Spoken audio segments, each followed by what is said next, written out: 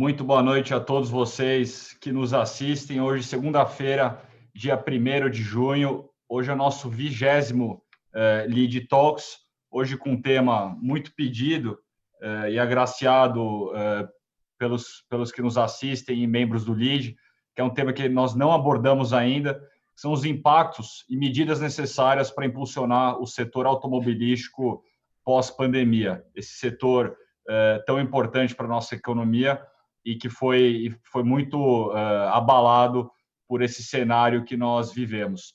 Hoje, dois convidados muito especiais, Roberto Cortes, presidente e CEO da Volkswagen Caminhões e Ônibus, ele que tem apenas 40 anos de Volkswagen, e o João Oliveira, diretor-geral de Operações e Inovação da Volvo Brasil e também presidente da ABIFA, Associação Brasileira das Empresas Importadoras e Fabricantes de Veículos Automotores. E participa conosco também Luiz Fernando Furlan, nosso sempre ministro e chairman do LEAD, que nos apoia aqui no debate e na moderação dessa live. Vou passar rapidamente a dinâmica do LEAD Talks, vocês já conhecem, mas teremos aqui as apresentações iniciais do Roberto Cortes e depois do João Oliveira. Eles que eu pedi aqui antes de começar a live, que além de abordar um pouco do tema, que contassem um pouco para nós sobre as empresas, sobre a Volkswagen Caminhões, a Volvo e a ABIFA, um pouco da história deles e como eles estão nesse setor, para depois abordar esse tema sugerido de novo, os impactos e medidas para impulsionar o setor automobilístico nesse momento e pós-pandemia. Peço a vocês que nos assistem, já temos mais de 100 pessoas, 100 filiados do LEAD, lembrando aqui, Roberto e João, esse LEAD Talks, ele é feito para os filiados do LEAD, os membros do LEAD, então todos que acompanham são empresários, executivos de grandes empresas, e peço a vocês que estão nos assistindo que mandem suas perguntas, interajam, tem uma caixa de mensagem embaixo do player, onde eu peço que vocês mandem suas perguntas, colocações, citando seu nome e empresa. Muito importante a participação de vocês, afinal essas lives são feitas para vocês. Então, sem mais delongas, vou passar ao sempre ministro Luiz Fernando Furlan, nosso chairman do LEAD, para que faça a sua saudação. Furlan.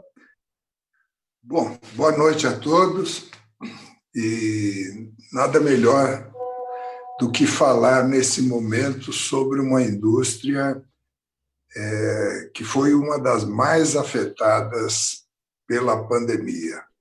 Não é? A gente, às vezes, pensa na questão da aviação, né, com tantos aviões parados e o cancelamento de viagens, mas hoje, se você olha, todos os indicadores mostram que o setor automotivo foi um dos que mais teve efeitos da pandemia, com uma queda praticamente vertical das vendas e, ao mesmo tempo, com um futuro ainda, no meu modo de ver, incerto. Por isso que, após as apresentações de hoje, nós certamente vamos ter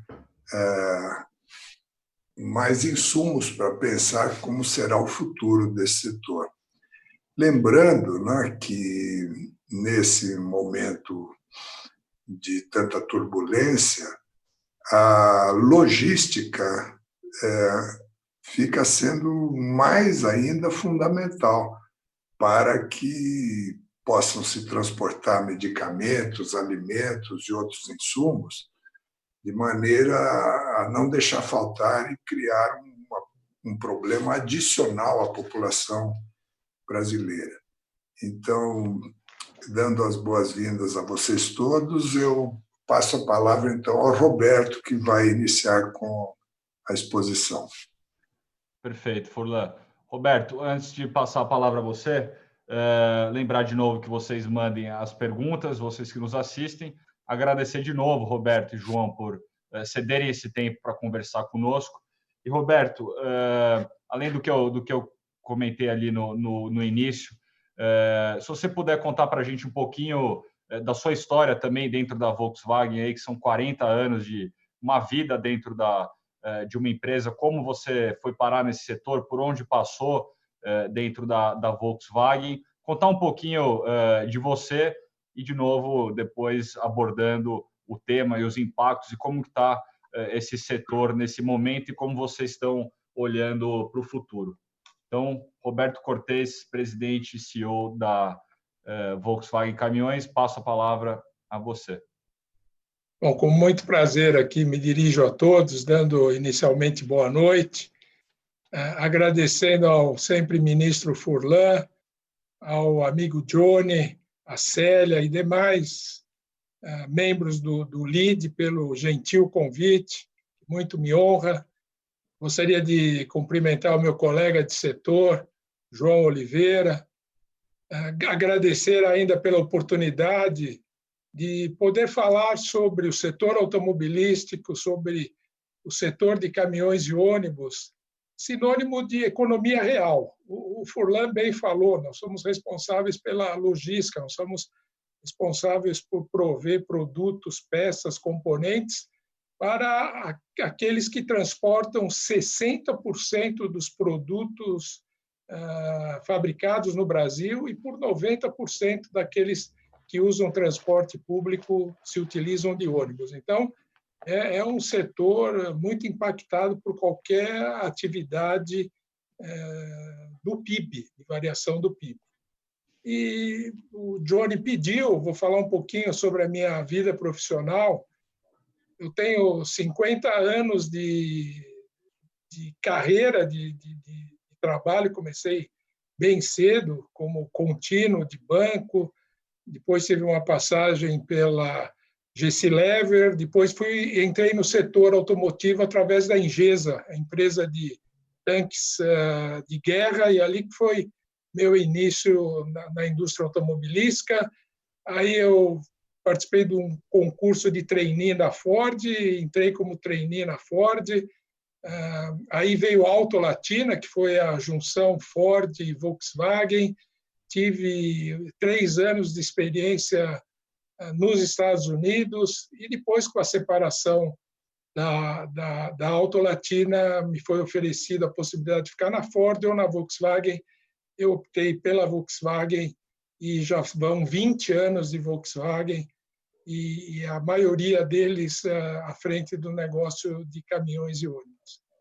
Então, uma carreira aí de 50 anos e 40 deles no setor automobilístico. Falando de Volkswagen, falar um pouco sobre a Volkswagen Caminhões e Ônibus. É uma empresa que tem 40 anos de vida, com sede aqui no Brasil. A matriz da Volkswagen Caminhões e Ônibus é aqui no Brasil. Nós exportamos para 30 países. Temos produção aqui em Resende, no Rio de Janeiro, na Cidade do México e na África do Sul, mas a maioria das vendas são feitas, exportações são feitas por produto acabado, indo para esses 30 países. A Volkswagen Caminhões e Ônibus faz parte de um grupo empresarial gigante na área de caminhões, que se chama Grupo Traton. Ele é composto por 4 marcas: a marca MAN, com sede em Munique, na Alemanha, a marca Scania, com sede em Södertalje, na Suíça, a marca Volkswagen Caminhões e Ônibus, com sede aqui em São Paulo, e a marca de digitalização, conectividade Rio, que está sendo lançada no mundo e aqui no Brasil. Nós fazemos parte desse grupo Traton, que além dessas 4 marcas, ela tem 17% da americana Navistar, tem 25% da Sinatruck chinesa e ainda tem uma parceria com a Hino. Então, é uma marca, como eu falei, gigante no mercado de caminhões e, dispensando apresentações, o maior controlador da Traton é a própria Volkswagen, o grupo Volkswagen, e a Traton ela é listada na Bolsa de Valores de Frankfurt e de Estocolmo. Bom, isso posto, gostaria de falar um pouco sobre o assunto desta live, que é o impacto do coronavírus e as medidas para impulsionar o setor. E já posso adiantar que, como o Furlan falou, o coronavírus realmente nos pegou em cheio. Até março, nós vínhamos escutando que tinha algo na China, algo chegando na Europa, mas ainda distante no Brasil foi quando, no fatídico 11 de março, com a questão da pandemia e depois, no dia 17, com a primeira morte aqui no Brasil, houve um tipo de um lockdown unilateral por todas as empresas, por todos os nossos compradores, e a indústria de caminhões e ônibus, que vinha num crescimento de 30% ao ano, e só fazendo um adendo, nós estávamos nos recuperando da última crise que o Brasil sofreu, a crise que derrubou o presidente da República, pôs o presidente da República em cadeia, e nós sofremos todos com a questão de Lava Jato. Então, nós estávamos nos recuperando quando chegou essa nova crise.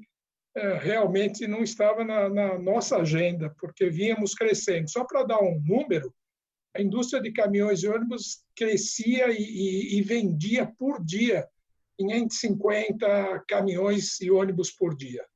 Com a crise, passamos a vender 80, ou seja, foi uma queda de aproximadamente 80%, isso no mês da segunda metade de março. Em abril, subiu um pouco, mas para 200, mas ainda abril, maio e hoje, no começo de junho, estamos vendendo algo em torno de 200 por dia, o que é uma queda de 60% nas nossas vendas. Lógico que para cuidar desse momento de crise, nós criamos 2 comitês de crise, acho que todas as empresas fizeram o mesmo, um aqui no Brasil, outro internacional, e o objetivo basicamente foram 3. Primeiro, proteger os nossos funcionários, seus familiares e, eu diria, a comunidade dos problemas do coronavírus. Para isso, demos férias coletivas, home office e várias medidas aí de proteção. O segundo foco foi na liquidez. O ministro falou, as nossas vendas da noite para o dia desabaram e as obrigações continuaram, então gerou um problema de liquidez seríssimo. E, como crise também é uma oportunidade, aproveitamos aí para fazer aquelas medidas estruturantes para sairmos da crise mais forte. Eu diria que a nossa vida mudou bastante, mas nem tanto, ela só mudou a velocidade, porque o nosso setor é um setor essencial, né, de logística. Nós temos que produzir peças e produzir caminhões para demandas específicas, como agronegócio, como mineração, como entrega urbana, que essa está sendo a tendência. Por isso, nós voltamos a produzir há mais de um mês atrás e fomos o primeiro, foi uma decisão corajosa, nós somos os primeiros a voltar a produzir com todas as medidas de segurança e já há 1 mês e 10 dias produzindo sem nenhum problema. E foi uma decisão, como eu falei, difícil. Nós estamos produzindo 30% daquilo que nós produzíamos antes da crise. Nós refizemos todo o processo de produção, redesenhamos o fluxo para contemplar distanciamento entre os postos de trabalho, ou seja, abrimos mão de eficiência, de produtividade para a proteção dos nossos funcionários. Eles se sentem seguros, estão motivados e, com isso, nós estamos suprindo o mercado para esses nichos específicos. Pretendemos o restante dos 70% dos nossos empregados estão com suspensão temporária de contrato de trabalho ou com redução de jornada de trabalho e estão no banco, esperando a chamada, e a gente espera que isso ocorra mês após mês, com uma recuperação da economia que ainda é uma dúvida que todos nós temos. Então, falando dessa retomada, a gente pode discutir isso durante o nosso debate, mas ela tem 5, 6 possibilidades. O famoso recuperação em V, ou seja, caiu em abril, maio e junho e começa a se recuperar de julho para frente, que é o que eu gostaria. Ela pode ser em recuperação em hockey stick, que é mais ou menos o símbolo da Nike, caiu forte e se recupera aos poucos. Ela pode ser em U, demora um tempo ainda no vale e talvez só no 4º trimestre ela se recupera. Pode ser em W, ou seja, recupera e tem um segundo problema com a doença e volte a cair, suba novamente, ou pior, na minha opinião, que seria formato L, onde ela cai e permanece baixa por vários meses. Como eu falei, nós dependemos muito da economia, a correlação venda de caminhões e ônibus com o PIB é quase de 1 para 1, e convenhamos que a economia não irá crescer, muito pelo contrário. Então, segunda parte dessa live, o que nós precisamos para fazer com que haja algumas medidas anticíclicas, anti-recessivas, se nada fizermos. E aí nós vamos das medidas clássicas que a gente pode debater. A primeira dela, obviamente, é um trade-off entre se evitar a queda de volume com uma redução temporária em imposto. Imposto aqui no Brasil, acho que a gente não precisa falar níveis absurdos que são. Você pega um automóvel, se ele é um popular ou um automóvel prêmio, pode variar de 37% a 44% só de imposto, ou seja, metade do preço do carro é imposto. Se a gente pegar um carro importado do amigo João Oliveira aqui, ele pode chegar a 75% ou até mais, se somar o imposto de importação de 35%. Então, a medida clássica é, ok, vamos fomentar essa retomada, reduzindo os impostos e damos mais volumes para o governo. A gente acredita que haja aí uma compensação e seja um ganha-ganha, mas é uma agenda difícil. No caso de caminhões e também de carros, crédito em caminhões, 98% dos negócios são feitos a crédito. E convenhamos, numa crise econômica como o que nós vivemos, há, por definição, uma escassez de crédito, os bancos ficam receosos em aprovar, e quando eles fazem, as taxas de juros são exorbitantes. E caminhões é uma decisão de investimento, é o custo da aquisição versus o custo financeiro, e o custo financeiro, quando há um financiamento, ele é exorbitante, faz com que a equação de investir ou a propensão a investir seja complicada. Então, o que nós advogamos, novamente, é que não haja subsídio. A gente não quer usar essa palavra, mas que haja incentivo no sentido de se prover não só crédito para as empresas com capital de giro, coisa que não está acontecendo para as grandes empresas como a nossa, mas principalmente crédito no ponto de vendas, para aquele caminhoneiro, para aquela empresa de logística renovar sua frota, ampliar sua frota, com um crédito razoável, um custo financeiro razoável. Temos também uma bandeira antiga minha, que é a renovação de frota de caminhões. Hoje a frota de caminhões tem 20 anos em média. Temos milhares de caminhões rodando com mais de 30 anos, são inseguros, poluem, quebram toda hora, tem um custo de manutenção muito alto.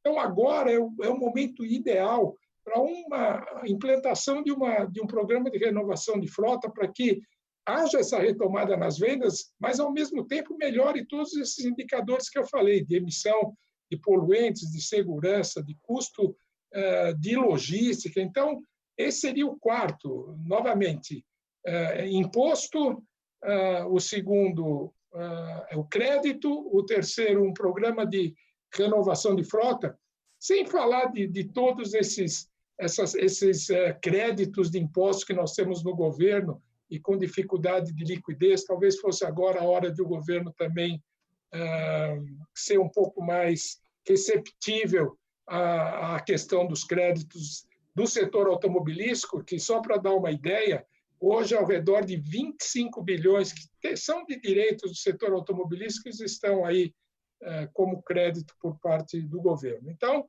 essas seriam as medidas que poderiam, de alguma forma, compensar esse momento de dificuldade, esse momento que a indústria tem em manutenção de emprego, e essa, sim, que tem que ser a política, e num trabalho conjunto do setor privado, com o setor do governo, com os bancos, e é isso que a gente teria que focar.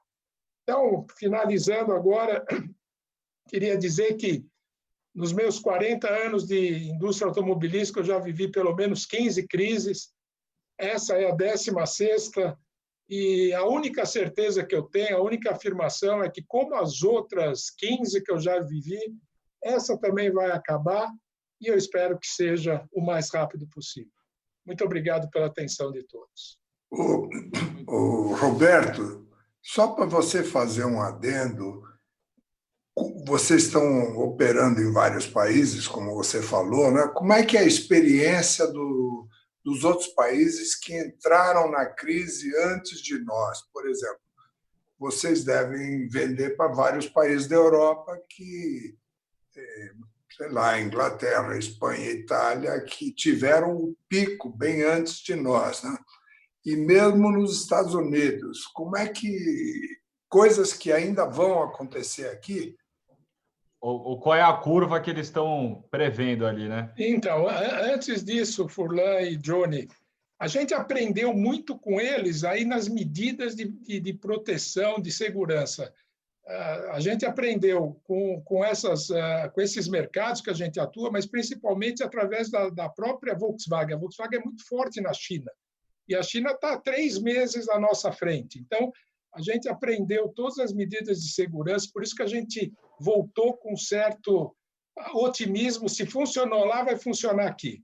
Com relação à economia, todos, sem exceção, eles estão, de alguma forma, incentivando essa retomada.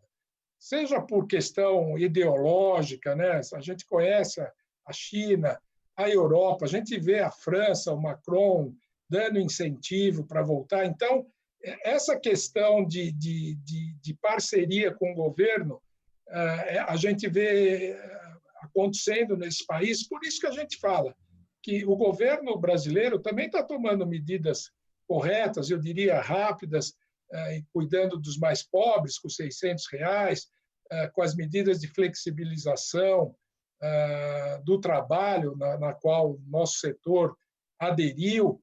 O próximo passo seria também um trabalho em conjunto para a retomada. E nós nos espelhamos no que está acontecendo aí fora. E todos sabem que, por condições naturais, se não tiver um trabalho conjunto, a volta vai ser muito mais dolorosa para todos. Então, esperamos, e a gente está conversando com o governo, temos aí reuniões quase que diárias. A questão é, tudo tem a sua prioridade. A gente percebe que a prioridade da retomada ainda não é prioridade número 1, mas a gente tem que alertar sempre que a gente pode. Perfeito, Roberto. Furlan, vou passar ao João para depois seguirmos para o debate. João, de novo agradecer a sua participação aqui conosco. Acho que vai dar uma visão muito interessante, como o João é diretor-geral de operações e inovação na Volvo do Brasil e também presidente da Associação Brasileira das Empresas Importadoras e Fabricantes de Veículos. Acho que vai agregar muito. Então, João, muito obrigado por estar conosco e, de novo, assim como eu disse ao Roberto, se puder contar um pouquinho como chegou nesse setor, como chegou na BIFA, qual a atuação sua hoje também na Volvo, os impactos e futuro, fica à vontade para usar esse momento. João, passando a palavra a você, obrigado. Estou desmutando aqui o microfone.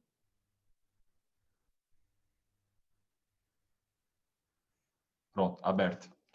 Legal, João. Obrigado pela oportunidade. Agradecer também o ministro Furlan e o Roberto por participar junto comigo nessa live. Assunto super interessante e acho muito legal a oportunidade de estar aqui, porque o automóvel e o caminhão, eles são bastante complementares. Então, num futuro onde a gente acredita na multimodalidade dos transportes, é super interessante complementar esses pontos de vista. Tem uma carreira de basicamente 22, 23 anos, os 5 primeiros deles dedicados sempre a operações industriais, fabricantes de equipamentos, indústria petroquímica, até que um belo dia cheguei à indústria de mobilidade, a indústria automotiva, ainda no setor industrial, participando da fábrica da Scania, e me movi então para a Ford na época. A Ford era proprietária de algumas marcas de veículos premium, entre elas a Volvo. Então foi quando eu entrei nesse mundo mais diretamente. Tenho quase 17 anos de Volvo, passei uma temporada fora da Volvo no grupo PSA, uma oportunidade muito interessante de viver a realidade de uma marca que também fabrica no Brasil. Então essa experiência industrial também foi muito produtiva. Nesse meio tempo, além do trabalho na Volvo, assumi a presidência da BEIFA, justamente na semana onde foi decretada a pandemia de Covid-19.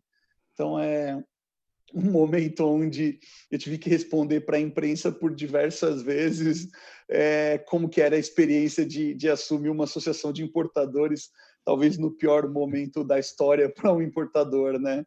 Um momento que marcava aí já a desvalorização do câmbio no ano por volta de 40%, um setor que já vem estrangulado há muito tempo pela sucessiva desvalorização cambial e pela carga de impostos que o Brasil tem. O Roberto já comentou um pouco sobre isso também, e que recai com ainda mais peso sobre os importados.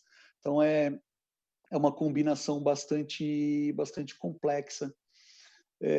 Tive que olhar essa crise do Covid por esses dois ângulos, então, né? O primeiro deles, o meu trabalho na Volvo, à frente da filial brasileira, e algo que, como já o ministro Furlan disse a todos, as vendas elas estancaram de um momento para outro. Então, a gente teve um mês de abril, por exemplo, que representou 20% do que deveria ser um volume normal, de um mês normal para a Volvo. E nesse momento, a gente teve que olhar para tudo isso e descobrir como seguir adiante. A primeira reação, claro, foi como o Roberto disse, instituir os grupos de gestão de crise, tentar encontrar formas, em primeiro lugar, de manter a nossa população, os nossos funcionários seguros frente a tudo que estava ocorrendo e também tentar mitigar ao máximo possível o impacto dessa situação nas nossas operações. Isso foi feito e além disso, na Volvo especificamente, a gente criou uma segunda vertente para esse combate de primeiro momento, onde a gente procurou olhar dentro do momento de paralisia como a gente poderia fazer algo que também agregasse valor para a sociedade e para a nossa empresa. A gente olhou para o fato de que, sendo uma empresa de mobilidade, a nossa responsabilidade num momento grave desse era enorme, porque é num momento de crise séria dessa que a gente precisa garantir mobilidade das cargas, dos médicos, dos voluntários, de todas essas pessoas. A gente lembrou que a Volvo tem quase 100 anos de história, sempre foi pautada por proteger as pessoas acima de qualquer coisa. Então, a gente olhou para isso e tentou buscar formas de poder entregar os nossos valores, que é preservar uma mobilidade, a liberdade de mobilidade de uma forma pessoal, sustentável e segura. E para isso a gente olhou para dentro de casa e viu que na Volvo a gente tinha um ativo enorme, que era a nossa frota corporativa, veículos de marketing, veículos para empréstimos para clientes conhecerem os produtos, tudo isso. São praticamente 250 veículos que estavam parados porque as operações estavam paralisadas.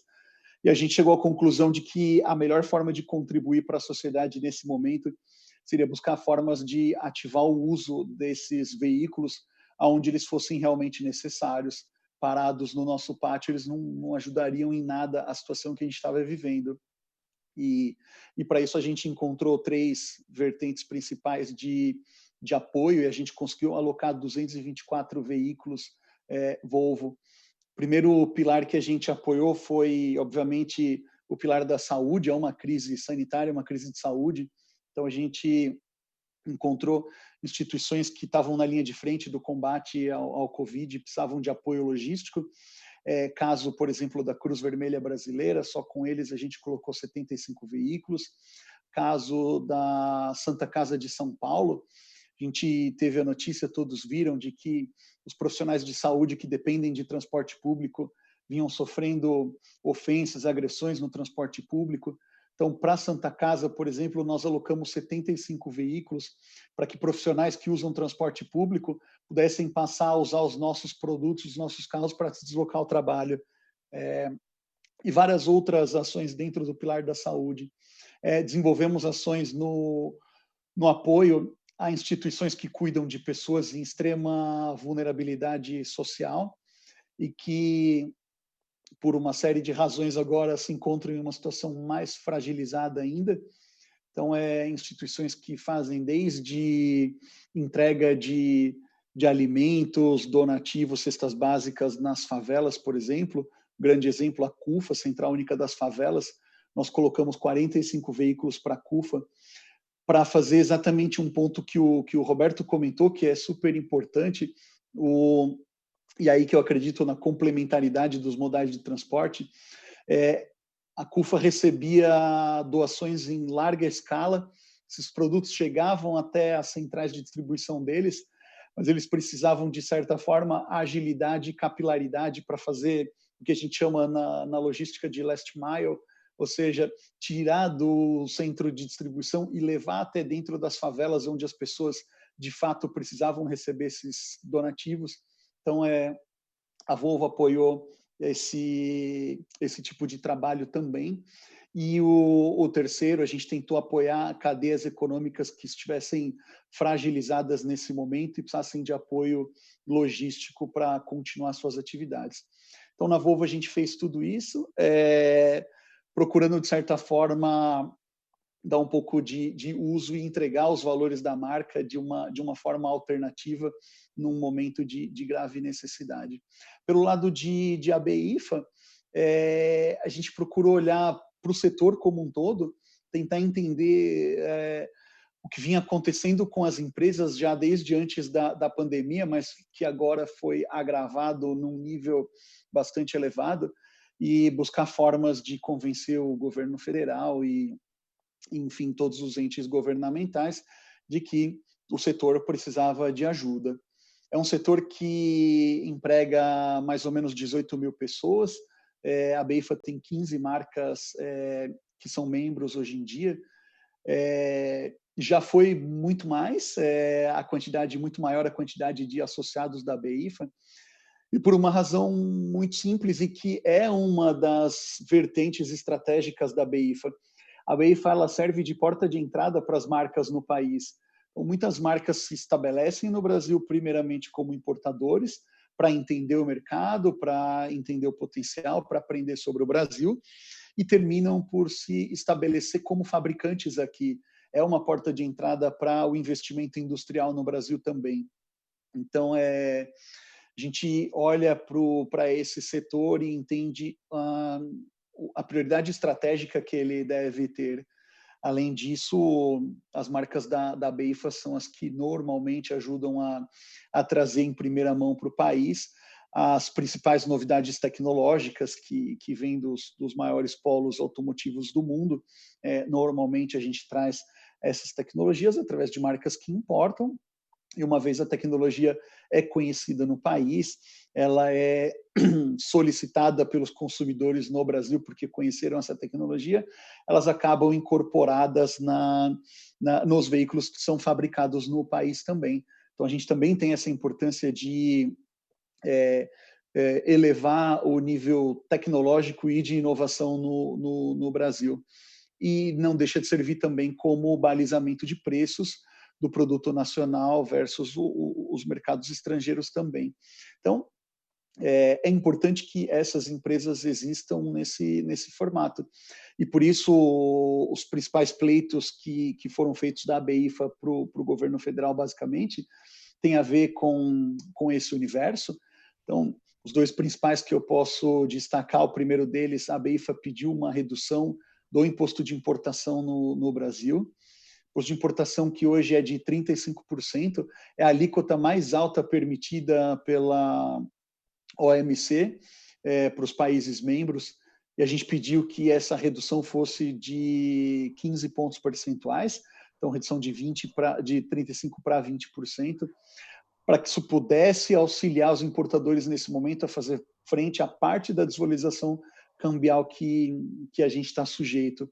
Frente ao dólar, por exemplo, de janeiro até hoje, já são mais de 40% que a moeda brasileira perdeu de valor.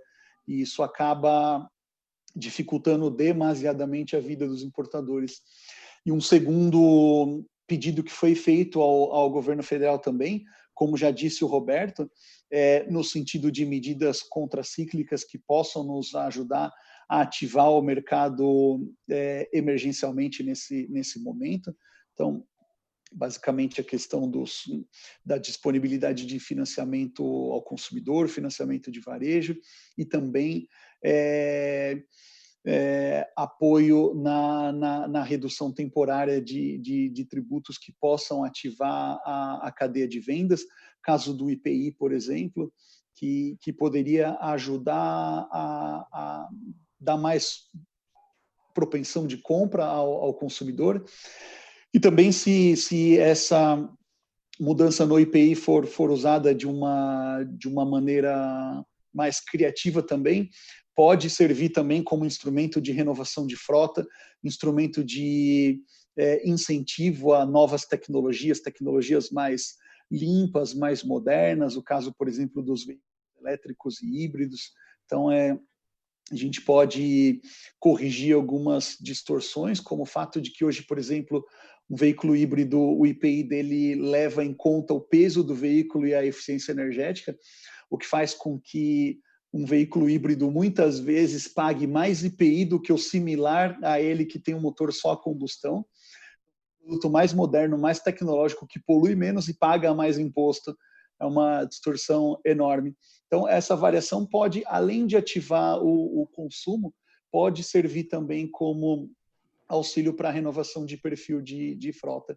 Então, esse foi o trabalho feito como a BEIFA também, e são coisas que acabam se complementando e indo nos mesmos princípios que a gente tem comentado aqui. Muito bom, João. Primeiro, parabéns pela iniciativa de utilizar esses carros que estavam em pátio por uma causa melhor, botar eles para uso. Muito, muito bacana mesmo. E boa sorte nesse desafio que você assumiu, como você disse, a BEIFA num momento um pouquinho difícil, né? Mas acho que dá a oportunidade de você mostrar um trabalho e desenvolver um trabalho que realmente tenha impacto. Eu já tenho algumas perguntas aqui, Furlan. Eu vou te atropelar aqui rapidinho para já direcionar essa pergunta, que vale para os dois. Eu vou começar direcionando ao João, que ele falou um pouquinho de inovação também, e acho que o Roberto pode complementar, porque acho que isso se aplica ao setor de caminhões também. Mas pergunta aqui se esse momento que nós passamos agora, ele acelera a criação e mudança de modelos para o setor automotivo. Então, você já via movimentações de marcas e empresas lá fora fazendo compartilhamento de carro, indo para um modelo um pouco diferente da venda direta do carro, né? E atuando mais como uma empresa de serviço. Vocês acham que esse momento vai acelerar esse tipo de modelo dentro da indústria automobilística? Não? Ou quais são as inovações que o setor já buscava e talvez foram acelerados com esse momento? Vou direcionar primeiro ao João e depois o Roberto complementa. Acho que todo momento de crise ele leva a uma aceleração natural da inovação, porque a gente não deixa de usar isso como modo de sobrevivência. Então, se a gente olha já em épocas normais, praticamente todos os modelos de negócio estão sujeitos à destruição criativa, eles estão sujeitos a novos formatos mais modernos e diferentes, mais em linha com a vontade do consumidor. mas um momento de crise tende a acelerar, tem potencial para tornar isso mais rápido. Eu acho que na indústria automobilística não vai ser diferente. Então, existe muita discussão dos formatos alternativos e o quanto o consumidor é propenso a isso ou não é propenso. Quando a gente olha para o mercado, a gente percebe o consumidor ainda um pouco reticente a formatos diferentes. O consumidor, no fim, ele ainda valoriza bastante a propriedade de um automóvel, mas o que muda nesse caso é que, às vezes, o contexto econômico pressiona o consumidor para que se comporte de forma diferente. Então, muitas vezes, ele é obrigado a abrir mão do carro pessoal dele, particular dele, e se valer de outros formatos. Aí, claro, eu falo pela grande maioria dos consumidores, né? A gente tem uma parcela de pessoas que são early adopters, são pessoas que querem viver os formatos mais de vanguarda e tudo isso, e esses sim são mais abertos. A grande parcela dos consumidores ainda quer, de alguma forma, ter acesso a um veículo que ele controle. Então, o que acho que esse consumidor quer é uma rediscussão da relação dele com o ecossistema do automóvel. Então, hoje, um formato onde a gente olha meio que concessionários e montadoras, de certa forma, ainda não conseguindo se conectar 100% em criar uma experiência totalmente fluida para o consumidor. Eu acho que aí é onde o consumidor vai enxergar mais valor, se a gente conseguir criar uma realidade que seja 100% omnichannel e 100% que o consumidor possa transitar por todos esses players, entendendo que ele está falando com uma marca única e não com diversos atores de uma cadeia.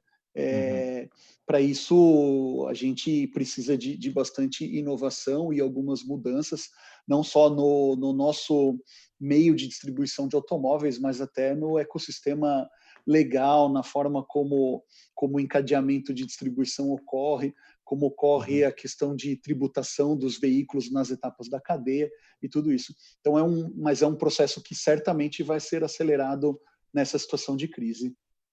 Perfeito. E, Roberto, eu passo a você, mas complemento.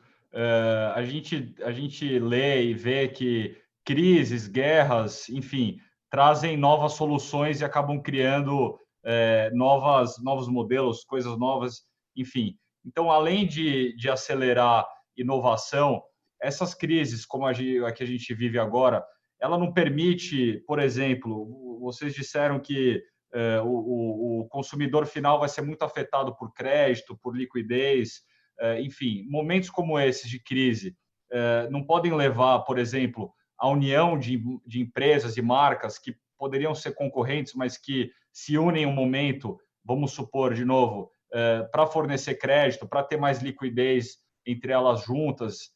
Enfim, eu quero colocar como você enxerga nesse contexto de que crises e guerras criam soluções, como é que você enxerga, além da aceleração da inovação nas empresas?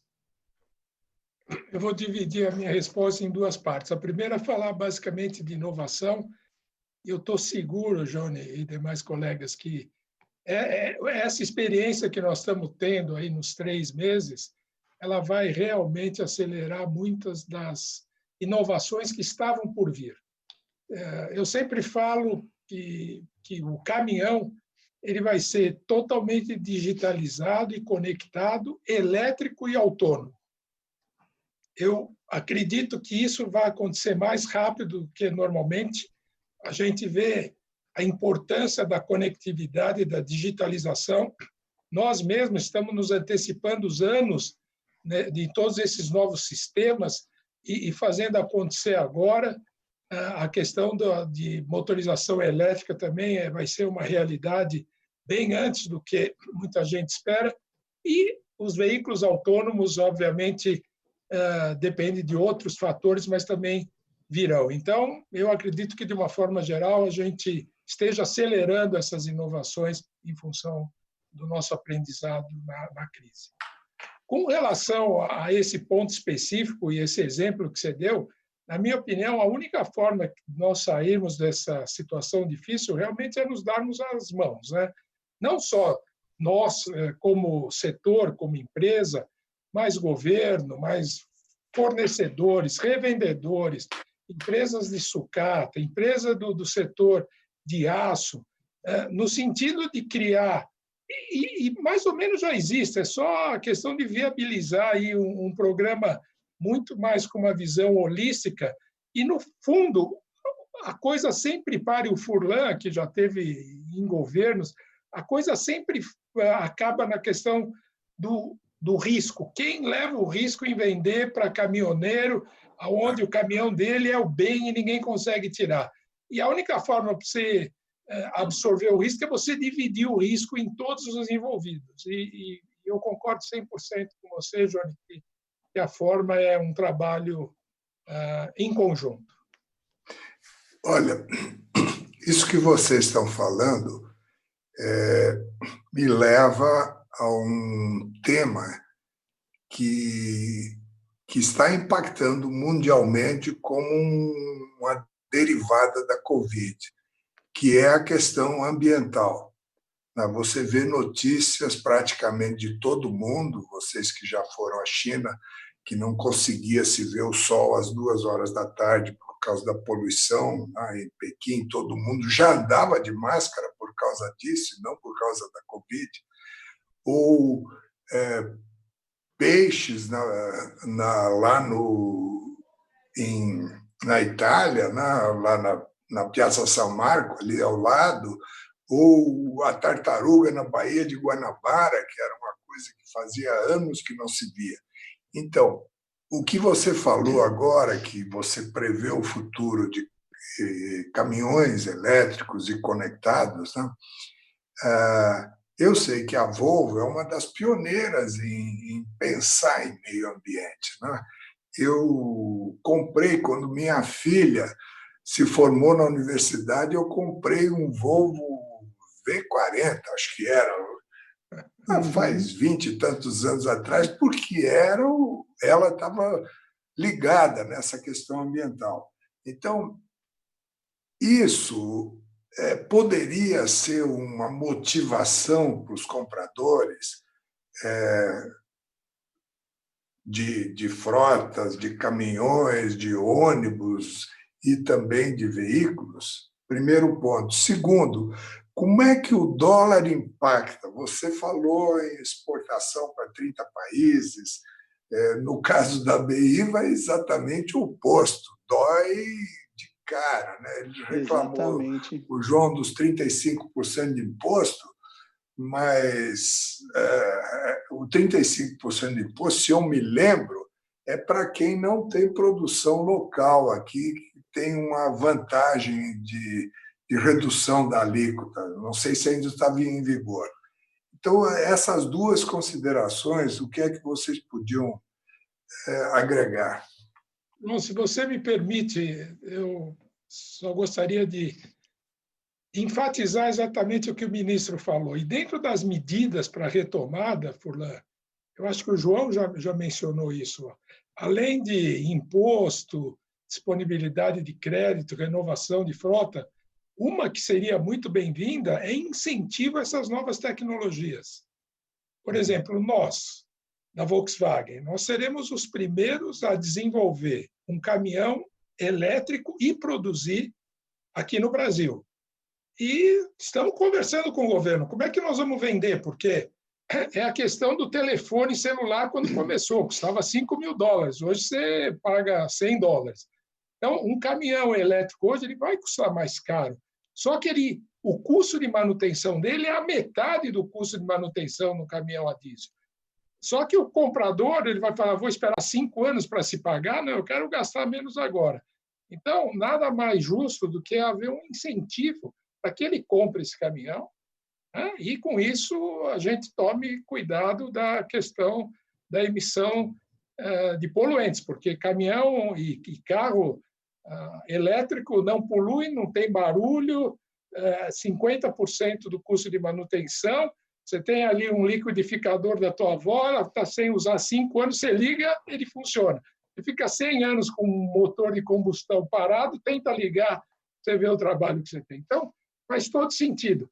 E isso que eu falo, seria uma outra medida que deveria ser feita de uma forma colegiada. E estamos também conversando sobre isso.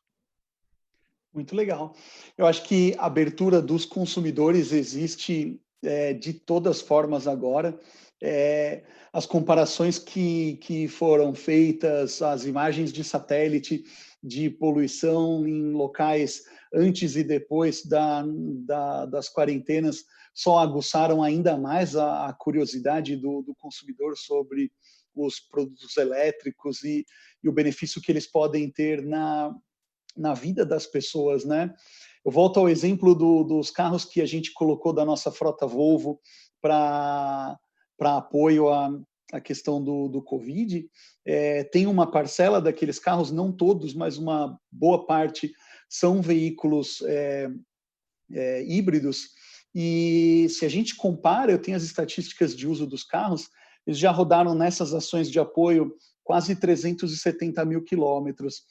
Se a gente comparasse o perfil de emissão de CO2 da frota que eu coloquei à disposição versus uma frota que fosse 100% de motores puramente a combustão, sem ter os híbridos, eu estou falando que nesses 2 meses e meio, mais ou menos, que a gente emprestou os veículos, a gente economizou as emissões relativas a um dia de vida de uma cidade de 340 mil pessoas.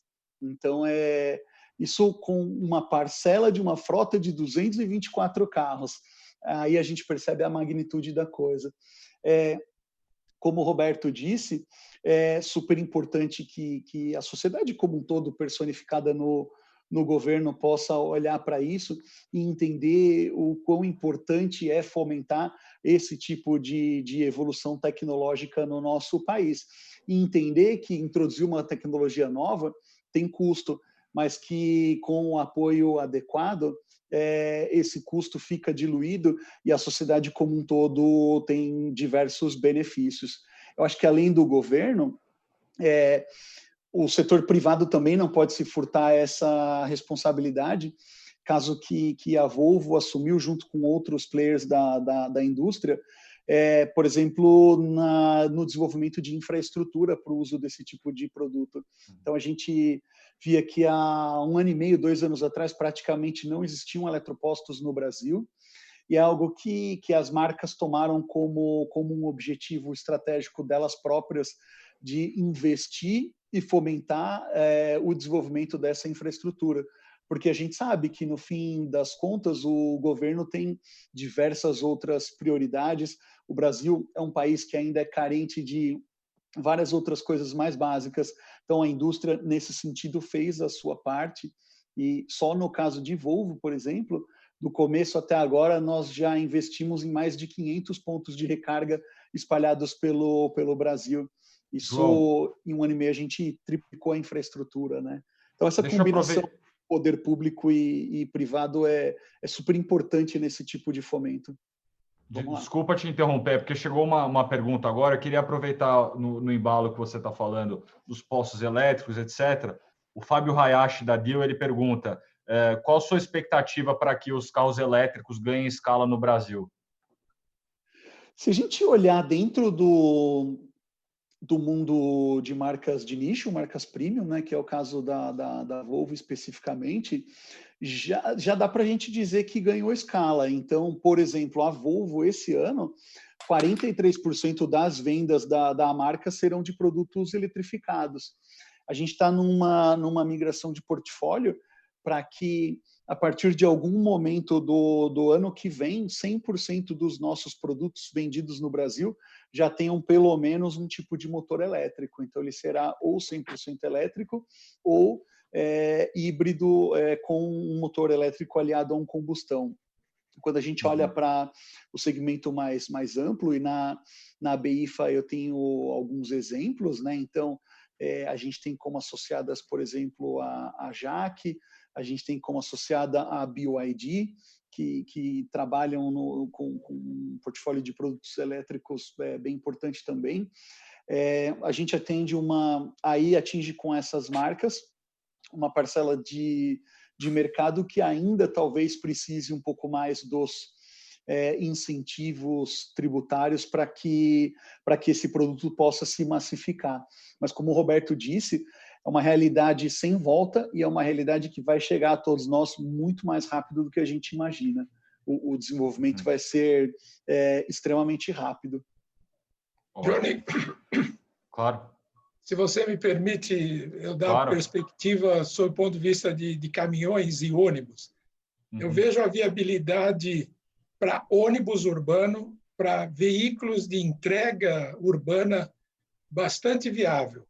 Porque, como eu falei, você não precisa de muita estrutura, né? Assim como veículos de longa distância, você precisaria ter abastecimento no Brasil inteiro, na Amazônia, aí já é mais complicado, mas para o last mile, como o João falou, para aquela entrega, o que eventualmente o cliente vai ter de sobrepreço inicial, ele vai conseguir amortizar isso pelo custo de manutenção muito mais barato. E o maior exemplo, dando um exemplo real que aconteceu conosco, a Ambev, que é nossa parceira no desenvolvimento desses produtos, ela já colocou uma intenção de compra de 1.600 caminhões para entrega urbana de bebida Volkswagen por conta desses testes que ela está fazendo e são viáveis.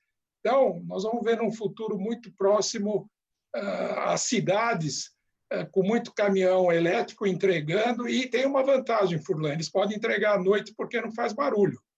Então, pode rodar 24 horas, carrega em postos fixos, que são geralmente dentro dos próprios armazéns da Ambev, e no dia seguinte sai rodando. Muito bom. Tem mais uma pergunta. Furlan, você quer fazer alguma observação ou posso passar a pergunta? Olha, eu estava sempre pensando que o setor automotivo foi um dos pilares da integração Mercosul, principalmente Brasil e Argentina, né?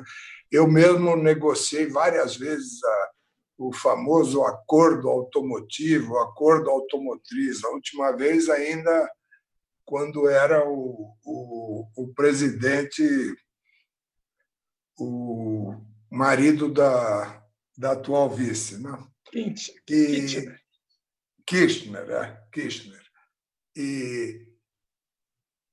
Bom, com esse fechamento de fronteiras e a crise do Covid, parece que há uma desintegração desse Mercosul, porque eu sei que várias montadoras tinham fábrica lá e cá e faziam complementos e especializando em modelos, né?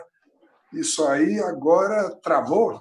E como é que vai reativar? João?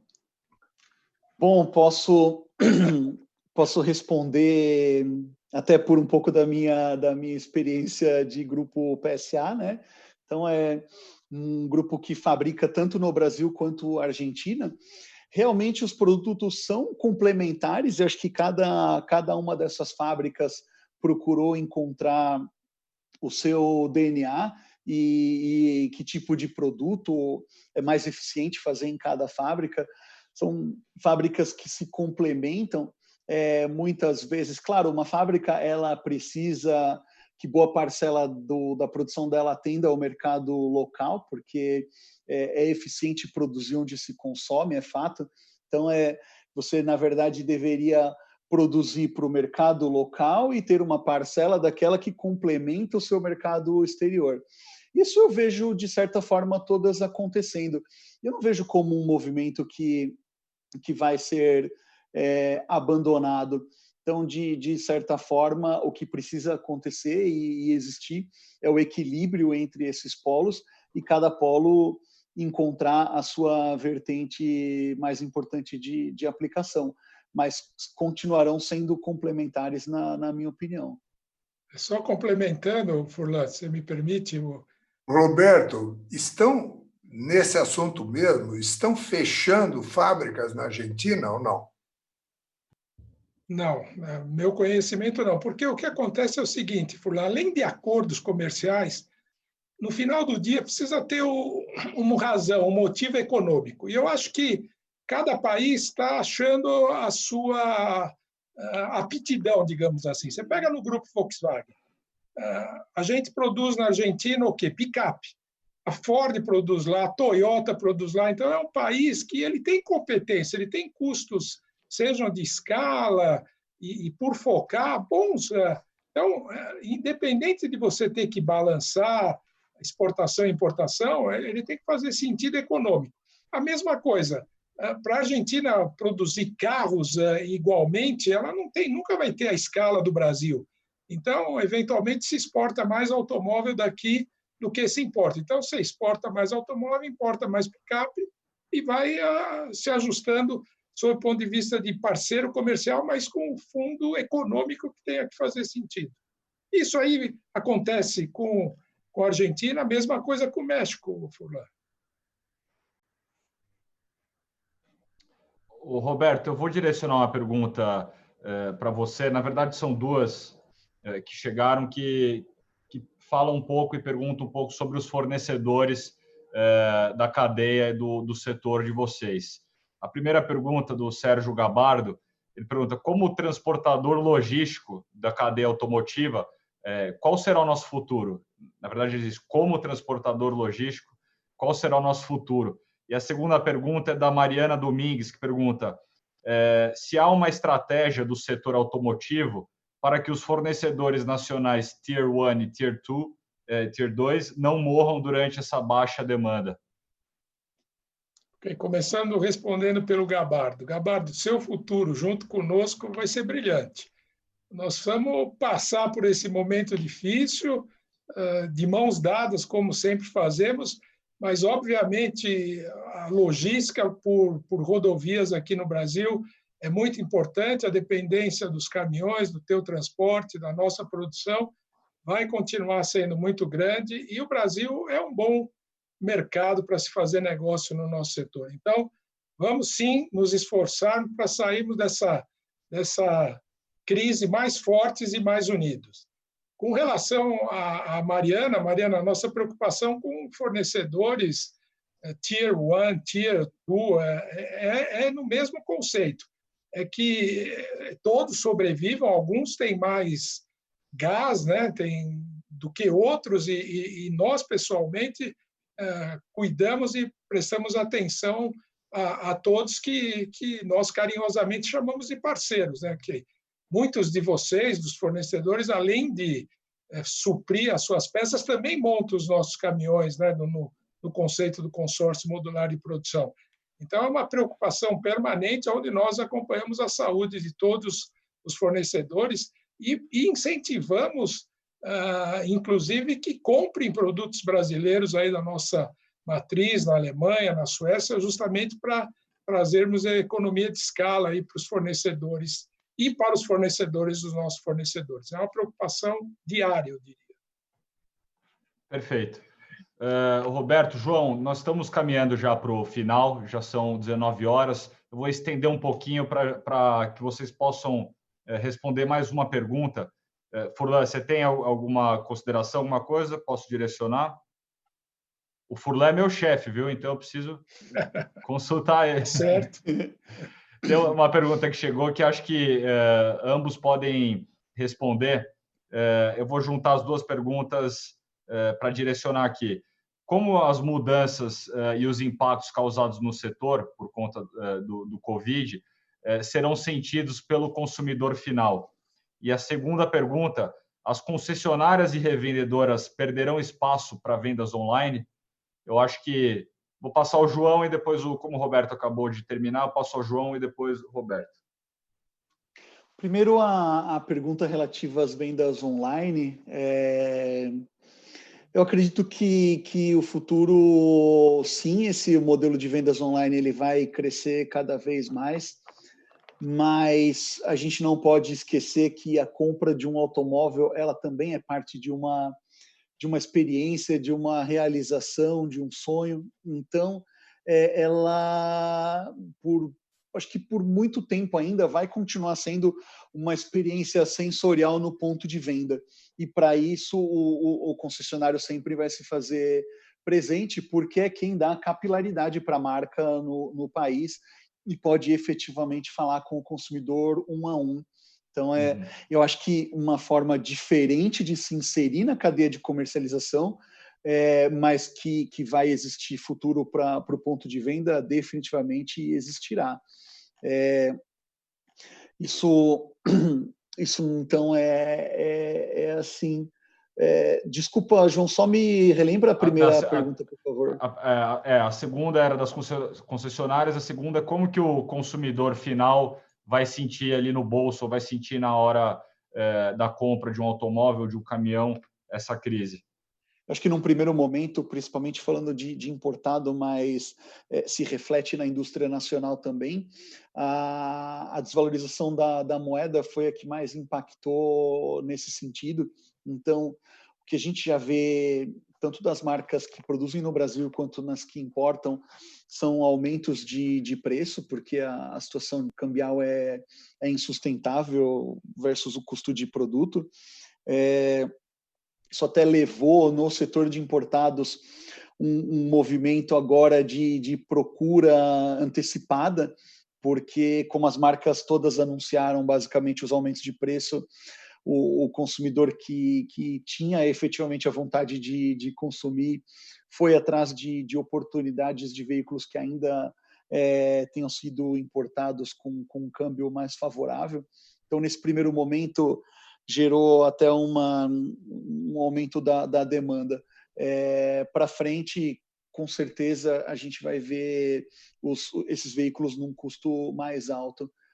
Os fabricados no Brasil também, o índice de integração não é tão elevado no Brasil, então muitos produtores no Brasil também dependem de componentes importados ou com custo dolarizado, e o que a gente vai ver, então, é um balanço entre o que é possível fazer de aumento de preço e até que a demanda se estabilize em algum nível que vai ser ditada não somente pelo aumento de preço, mas também pela situação econômica no geral. O equilíbrio vai ser encontrado nesse ponto, mas o consumidor vai encontrar preços mais elevados, isso sem dúvida. Obrigado, João. Roberto, de novo, só repetindo aqui, os seus revendedores, você acha que vai mudar esse canal de venda para o online? Vai ter um impacto muito forte? E a segunda era do impacto no consumidor final. Então, eu acredito que a importância dos concessionários, dos revendedores, vão aumentar cada vez mais por toda essa amplitude de serviços novos que estão sendo gerados aí a cada dia. Então, a importância dos concessionários, diferente do que a gente escuta por aí, que a fábrica vai vender direto, nada disso. A venda de caminhão é uma venda personificada, é uma venda regional e para isso que nós temos aí as redes bem constituídas e, novamente, elas vão ganhar cada vez mais importância e tem nosso apoio e a nossa confiança. Com relação ao preço, o que manda é a lei de oferta e procura. Obviamente que a gente vai ter pressão de custo e, com isso, pressão de preço. O João falou, a gente tem setores, tem produtos que o material importado dele, do fornecedor dele, Tier 1, pode chegar a 20%, 25%, até mais. Se você teve uma desvalorização de 40%, obviamente já te impactou 10% no preço. Agora, se isso vai ser absorvido pelo mercado, aí o que vai valer é a lei de mercado. Agora, que cada um, sob o ponto de vista empresarial, tecnicamente tem que repassar os preços, isso é uma questão de sobrevivência. A gente não vê isso só no setor automobilístico, seja em carros ou em caminhões, a gente está vendo o que está acontecendo, por exemplo, no setor aéreo, onde não se pode usar mais a poltrona no meio, com isso o custo por unidade aumenta, eles também estão tentando aumentar o preço. Quer dizer, a pandemia trouxe aí uma nova normal, que vamos ter todos que nos acostumar, e, eventualmente, os preços em alguns casos, terão sim que ser majorados. Perfeito. Bom, adoraria continuar nossa conversa aqui, nosso debate. Foi muito bom, muito esclarecedor. Uma conversa boa de se ouvir, que eu aprendi muito, o Furlan, tenho certeza também. Ele, como eu, gosta de ouvir e aprender. Então, de novo, antes de passar o Furlan, agradecer muito, João, pela sua presença, Roberto, amigo de longa data, de toda a nossa família. Obrigado por ceder esse tempo e passar um pouco da experiência de vocês. A quem nos assiste, a repercussão está sendo muito positiva aqui, que foi uma live esclarecedora e que fez com que quem não é do setor entendesse o que está passando e também pontos que vocês estão adotando que outros setores podem adotar também. Então, em nome de todo o LEAD, desculpa, estava só olhando o horário, em nome de todo o LEAD, agradecer a presença de vocês dois e passo ao Furlan para a sua palavra. Johnny, você não deve nem saber o que é um carburador, né? E nem câmbio mecânico. Mas o Roberto lembra de carburador, distribuidor, câmbio mecânico, pneu sem cinta de aço, né? Tudo isso aí. O João eu não sei bem porque ele está in between aí. É isso aí. Quem não teve um Fusca? O Roberto teve, eu também. Em qualquer lugar do Brasil tinha um mecânico de Fusca. Qualquer lugar. No meio da Amazônia tinha um mecânico de Fusca. Então, acho que um dos grandes desafios dessa evolução tecnológica, como aconteceu com a injeção eletrônica e com vários outros, hoje você tem que ir no concessionário para ele plugar um negócio lá para fazer o check-up do carro não é feito manual, né? É eletrônico. Então, isso aí pode ser uma oportunidade ou pode ser um desafio para concessionários, né? E para a expansão de modelos que carreguem uma alta tecnologia. Outro dia, num carro aqui que eu tenho, ele soltou um cabo da bateria, eu não conseguia abrir o porta-malas porque a bateria está no porta-malas. E eu nunca tinha me dado conta que a bateria não estava no capô, e sim no porta-malas. Então, que vai mudar toda essa distribuição, vai mudar. Eu sou no setor de alimentos, vocês conhecem, eu também achava que o consumidor de alimentos tem que usar os 5 sentidos para comprar uma fruta, para comprar uma carne. Ele quer ver, sentir, tocar, cheirar, não é? Tudo isso. E, no entanto, está evoluindo rápido isso, até com delivery. Daqui a pouco vai ter delivery de carro, delivery de caminhão, você entra lá, plim-plim e tal, e você vai ter que entregar. Eu acho que isso não está muito longe. O Johnny, com certeza, vai ser um dos primeiros a comprar por esse método. Mas, olha, eu gostei de aprender muito com vocês e de saber como anda o mercado, os desafios que tem, e espero que todos os nossos participantes desse Lead Talks tenham aproveitado como eu. Muito obrigado. E, como dizia antigamente, viu, Roberto? Câmbio e desligo. Pessoal, obrigado de novo, João, Roberto, Furlan. Muito obrigado. Um abraço e uma boa semana a vocês aqui e a todos vocês que nos assistem. Obrigado. Prazer estar com vocês. Muito obrigado. Prazer Até logo. também. Até logo.